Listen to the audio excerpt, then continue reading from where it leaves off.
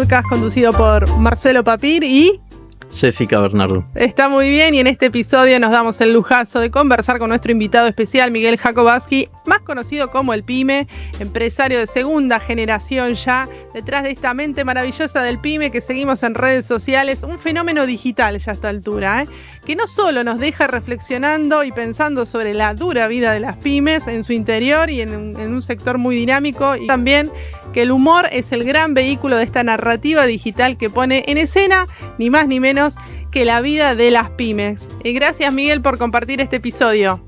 Bueno, muchas gracias. Y haciendo también una valoración muy positiva de la articulación que haces entre el humor y las reflexiones lúcidas y profundas que haces. Sí, un poco se trataba de eso, ¿no? De poner en valor aquello que los pymes, los empresarios pymes, sus trabajadores no podían poner en palabras o decir, y lo que, creamos hace unos meses, ahí ya van 6-7 meses, fue el canal de @elpyme, que es un canal que intenta comunicar las vicisitudes de los empresarios pymes de la Argentina y sus trabajadores de hace muchísimos años, ¿no? Que es, si se quiere, un management desarrollado con un músculo que puede sortear todas las vicisitudes de la micro y la macro política de la Argentina, lo económico, y todos los problemas también de los diferentes actores que involucran a los pymes en la Argentina. Así que sí, contentos por haber llegado con el mensaje, por haber generado o seguir creciendo una comunidad. Así que de eso se trata un poco el Pyme, ¿no? Bueno, y una comunicación directa de alto impacto que, además de ser profunda e irónica, nos deja siempre pensando, de que sos del club de los que saben sufrir, como dicen tus colegas. ¿Es así?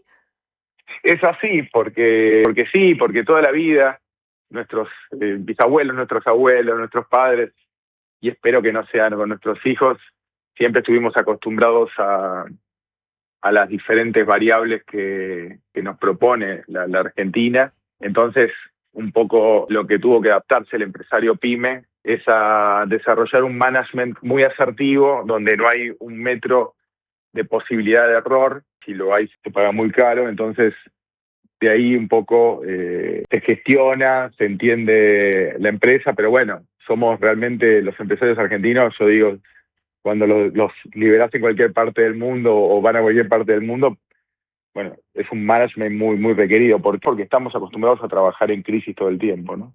Eso también genera un desgaste muy fuerte en el management que hace que sea también desafiante, ¿no? En este contexto que nos estás relatando, la pregunta que siempre nos hacemos es cómo articular las demandas del día a día, las urgencias del día a día, con la posibilidad de tener una visión de largo plazo, estratégica, como para que sea el marco para tratar de desarrollar la empresa.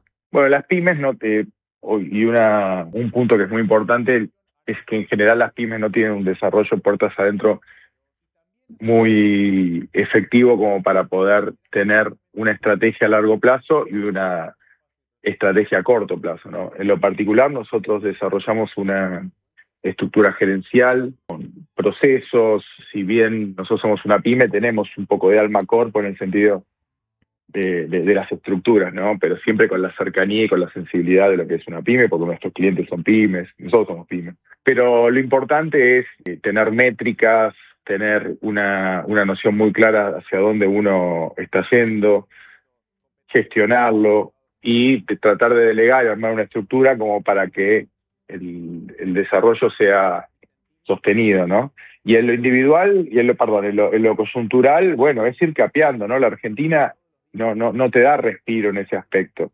Entonces todos los días hay una situación nueva, hay veces que la macro o la micro está más tranquila, más estable, pero te aparecen un montón de situaciones desde cuestiones que tienen que ver con la infraestructura de la logística de la Argentina, que está muy deteriorada, o cuestiones que también tienen que ver con el tema impositivo, con el tema laboral. Sé que tengas que estar muy, muy atento para que la empresa no tambalee. Más en estos momentos donde hay una falta de actividad o una baja de consumo en la mayoría de los rubros, es decir, hay 3 o 4 rubros que se salvan, y los demás están pasando un momento de recesión. Entonces, hay que estar muchísimo más atento para, bueno, no caer en un problema mucho mayor, ¿no? Recuperaba de uno de tus videos, Miguel, y a propósito de lo que estás contando, esta idea de las capacidades, ¿no? De la neurona pyme. Hablabas un poco de la recesión y es en los momentos donde por ahí uno a nivel interno dice, bueno, ¿qué hacemos con todo lo que tenemos, con todas las habilidades, las capacidades productivas, creativas y todos los recursos dentro de tu organización?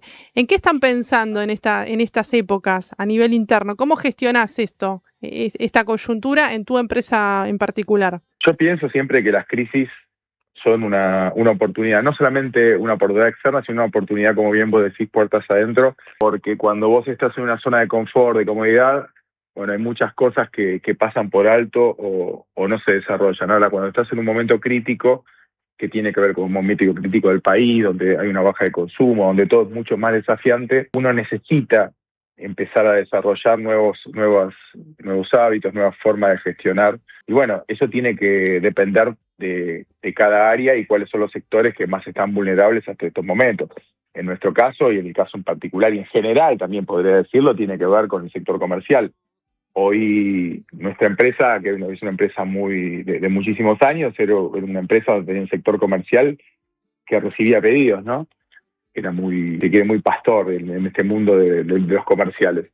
Y empezamos a desarrollar una fuerza de ventas ayornada a los momentos que se están viviendo. Es decir, no podemos estar esperando al cliente, tenemos que ser proactivos, ir a buscarlo. Tenemos que también ser muy agresivos y desafiantes en el marketing que hacemos, pero bueno, también tenemos que estar muy finitos en el área de administración y finanzas. Todas las herramientas de inteligencia artificial vinieron a ayudarnos a la hora de poder tener un contralor mucho más serio para estar atento al P&L, al cash flow, para estar atento a lo que se gasta, a los gastos de estructura, tratar de superar de cualquier manera los puntos de equilibrio, que hoy también son bastante complejos. Entonces, creo que es eso, ¿no? Las crisis presentan estas oportunidades que son incómodas, que son desafiantes, pero hacen que, bueno, la empresa esté viva y después, cuando el momento de la crisis pasó, queda un valor importante en ese cambio de gestión. Nosotros a esto nos referíamos en un episodio anterior diciendo que este momento, en tanto crisis o transformación, nos tienen que servir como para aprender algo, ¿no? Sí. Hacer realmente un aprendizaje profundo respecto de la situación, cómo las empresas pymes se adaptan activamente, cómo se transforman también organizacionalmente, porque si no, teníamos la sensación de estar pasando crisis recurrentes sin aprendizaje significativo para poder cambiar. Sí, vos sabés que hace poco estuve en el Consejo Profesional, en un podcast donde me invitaron, y me impresionó mucho cuando les pregunté qué porcentaje de sus clientes tenían un P&L. El que no conoce un P&L es un estado de resultados, saber con métricas su situación económica dentro de lo que es tu empresa, y me dice que menos del 1% desarrolla esa herramienta, que hoy en lo particular yo no podría trabajar si no tengo un estado de resultado todos los meses. Lo mismo pasa con los cash flow, lo mismo pasa con diferentes tipos de métricas, si es una empresa productiva, si es una empresa de distribución. Hoy nadie se puede dar el lujo de no tener una información, te diría, no online, pero a los 7, 8 días de que ocurrió. Entonces, creo que tiene que haber una concientización también yo lo he hablado con la gente del Consejo para poder concientizar de la importancia, ¿no? Porque el PYME en particular tiene esa característica de mezclar un poco tanto la vida personal como la vida laboral, que es parte de la metáfora de la elección de su vida, que es su empresa. Pero creo que ahí hay una oportunidad también para profesionalizar a las pymes de la Argentina, para que puedan tener más herramientas a la hora de gestionar una empresa, y más en países como los nuestros, ¿no? Muchas veces va a haber tanto Jessica como yo desde distintas perspectivas, digamos, profesionales, pero trabajamos justamente en acompañar a las empresas pymes a profesionalizarse. Y algo que siempre mencionamos es la importancia, viste, que hablamos desde pymes y ahí se engloba o se piensa a la pyme como un objeto, y en realidad nosotros hablamos de la pyme como un campo, donde obviamente hay microempresas pequeñas, medianas. Entonces cada uno de esos segmentos están en un grado de desarrollo distinto, con capacidades distintas y necesidades distintas también. Entonces, lo que para vos es del orden de lo evidente, el cash flow o indicadores o cuadro de resultados, obviamente para otros segmentos es muy difícil y es necesario, como decís, concientizar sobre la necesidad del desarrollo de esas herramientas. Acá lo que a mí me parece muy interesante es preguntarte, en ese sendero de desarrollo que vos pudiste hacer con tu empresa, además del trabajo interno, ¿con qué otros actores del ecosistema pudiste interactuar y si alguno de esos actores te acompañó en el desarrollo?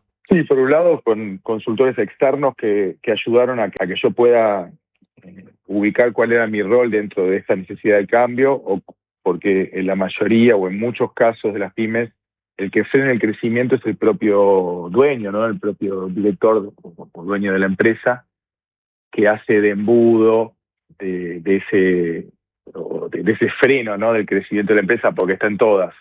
Está pateando el córner y está cabeceando, está aceptando los e-cheques, está yendo a buscar una mercadería. Y mi verdadero cambio comenzó cuando empecé a entender que necesitábamos una estructura, ¿no? Y una estructura se conforma con talentos, ¿no? Y esos talentos los fuimos a buscar, y a mí por lo particular me llevó 3, 4 años conformar una estructura gerencial de administración de finanzas, comercial y productiva, pero que hoy son el pilar fundamental de esta empresa.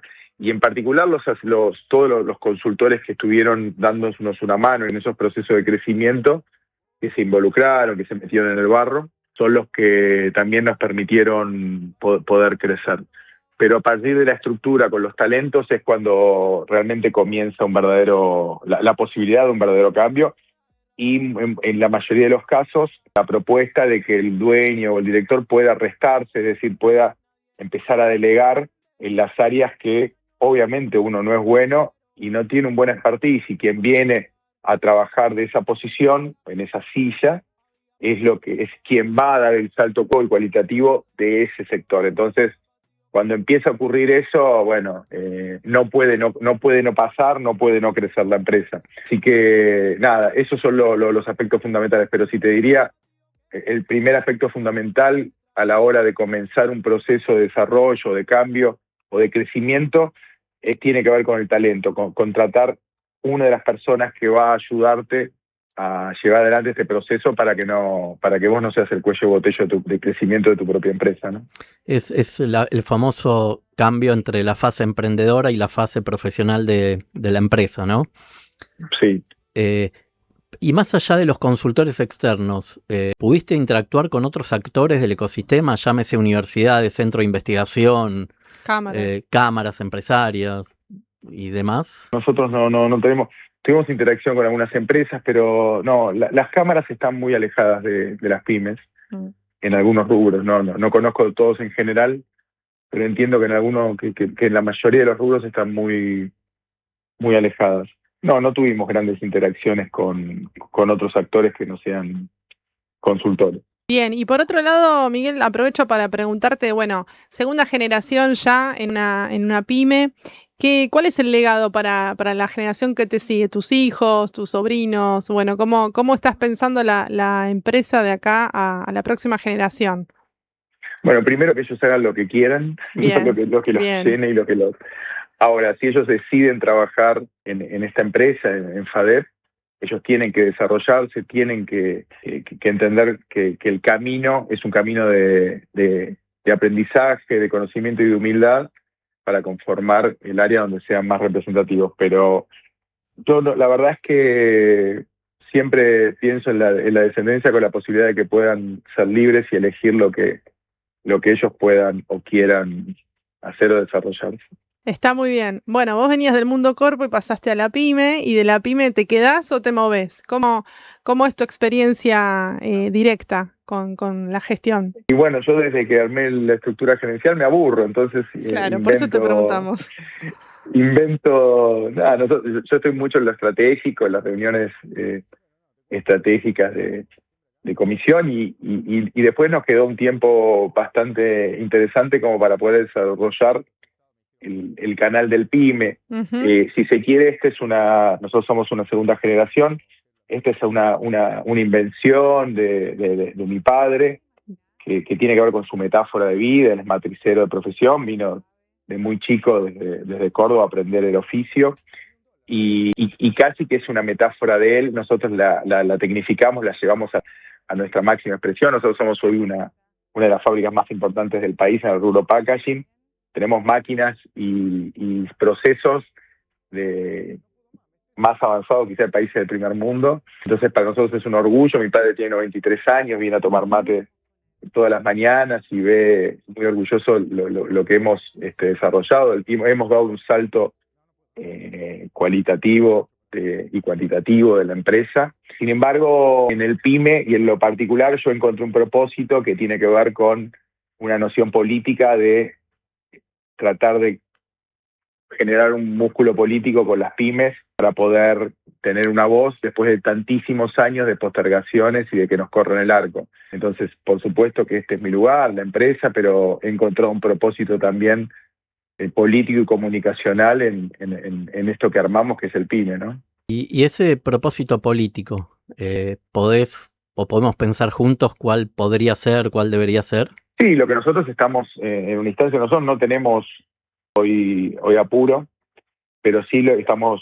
convencidos de que tiene que haber una representación PYME en los momentos de poder de la Argentina, porque ya hubo, o hay economistas, abogados, ingenieros, y la realidad es que siempre seguimos padeciendo la clase política que estamos padeciendo la Argentina. Entonces, nosotros creemos que es un momento donde hay que empezar a desarrollar una comunidad PYME para llevar esa voz. Ustedes imagínense que, por ejemplo, en Brasil es una superpotencia industrial, pero no es casual. Ellos tienen una representatividad aproximadamente del 50% de sus representantes. Es decir, de 600 representantes que tienen en la Cámara, en el Poder Legislativo y en el Poder Ejecutivo, la mitad, 300, o son pymes elegidas por el pueblo por cámaras, o son legisladores que se manifestaron a favor de sus pymes, ¿no? Entonces, no es casual que Brasil tenga esa potencia. Hoy en la Argentina no hay prácticamente representantes pymes, hay muy pocos, ni hablar de presidentes, gobernadores, senadores, son muy pocos, siempre son muy teóricos y viven en lo que es una empresa de un Excel. ¿Y quién más que un PYME que está acostumbrado a dar trabajo, a gestionar las crisis del país, a seguir adelante, a dar trabajo en momentos que son muy difíciles para el país? ¿Qué más que un PYME, una comunidad PYME, para empezar a ejercer esa voz o ese poder, ¿no?, en la Argentina? A ver, obviamente ya te habíamos escuchado con estas reflexiones con las cuales estamos totalmente de acuerdo. La pregunta que nos hacemos siempre y que en este caso queremos compartir con vos es ¿desde qué lugar ir construyendo esa posibilidad de representación? Sí, todavía no lo tenemos muy en claro, pero sí, insisto, estamos armando ese espacio, esa comunidad. Lo que vamos a estar convencidos es de ir convocados con fuerzas políticas que se manifiesten a favor de la industrialización, del desarrollo de las economías regionales, de las pymes productivas, de las pymes agrícolas ganaderas, o ir desarrollando un propio espacio que nos va a llevar bastante más tiempo, pero que tenga esa impronta y esa fuerza, porque el PYME siempre invierte en su país. Un empresario PYME, cuando tiene que comprar entre un auto y una máquina, se compra la máquina porque quiere seguir produciendo, desarrollando. El PYME es un entramado social, productivo, pero social en el punto que representa varios aspectos y varios valores de lo que sería el ADN de lo que es un ser argentino, ¿no? Yo, si me apurás, te digo que es ser PYME, ¿no? Es el gol del Diego contra los ingleses, son las Islas Malvinas, es Favaloro, el dulce de leche, el avirón, ustedes, yo, mis hijos. Entonces, nosotros tenemos que empezar a poner en valor ese ADN argentino. Y lo entendemos como una comunidad, ¿no? Uno entre otros, como para poder acceder al espacio de poder. Hoy estamos en gestación y estamos armando esa comunidad, así que hoy no es momento ni de definiciones ni de espacios, es momento ni de espacios a asignar, es momento de espacios a construir, ¿no? Y construir, como bien decís, la comunidad. Sí, es en comunidad, no hay otra manera, es en comunidad. Y tratando de sortear esa idea de grieta, porque la grieta la grieta tiene que ver con un invento de la clase política para tapar sus propias ineficiencias, ¿no? Uh-huh. Si vos te pones a pensar, si un empresario pyme se equivoca, tiene que cerrar su empresa. Si un trabajador pyme se equivoca, tiene que pagar con su trabajo. Ahora, si un político se equivoca, convoca una conferencia de prensa. Tal cual. Y así continuamos y así seguimos a lo largo de los años. Los políticos se van intercambiando ese trofeo de la ineficiencia. Por eso creemos que es importante que la gente de trabajo, la gente que apuesta al país, empiece a conformar esta estructura de poder, ¿no? Gran propósito, la reconstrucción productiva de la matriz productiva en una economía del conocimiento donde también nos desafían las nuevas dinámicas de la innovación, cómo la tecnología impacta, pero no en contra del desarrollo del talento humano y la gestión del talento humano, como bien hacías referencia recién. Así que me gustaría cerrar este episodio con la frase que tenés de si sos pyme, sos de acá, porque hablaste de Maradona y hablaste de dulce de leche, no podíamos dejar esta cita por fuera. Agradecerte, Miguel, por este espacio para la reflexión. Estos episodios tienen justamente el propósito de dejarnos pensando. No hay ideas duras, teóricas, hay datos, hay hechos y hay caminos por construir, que creo que este es un poco el espíritu de lo que nos estuviste compartiendo. Es así, bueno, muchísimas gracias. Me encanta que haya espacios como el de ustedes para poder hablar de las pymes y de sus realidades. Así que bueno, lo importante es no retroceder ni un metro y ayudar a visibilizar estas situaciones y necesidades que las pymes tienen para poder seguir creciendo, o para poder crecer de una vez por todas. Así que muchísimas gracias por la comunicación de las dos. A vos y bueno, aquellos que aún no siguen, @elpyme, háganlo porque además de reflexionar van a reírse un ratito también porque hay muchas cosas de la vida cotidiana de una pyme que Miguel los comparte muy bien y con atino, profundidad e ironía. Marce. No, simplemente agradecerte por tu tiempo y bueno, vamos a estar como muy atentos a la construcción de esa comunidad que vos planteás y nos gustaría estar atentos y también poder hacer aportes cuando lo requieras. Cómo no, es un placer. Me quiero despedir con unas palabras del Pepe Mujica que dice: podemos caernos 1 y 1000 veces y volver a levantarnos, pero lo que no podemos hacer es dejar de luchar, porque quien deja de luchar, deja de soñar. Y no podemos darnos ese lujo las pymes. Así que vamos a las pymes, vamos a Argentina. Gracias, Miguel. Hasta el próximo episodio. Esto fue Ecosistema Pyme.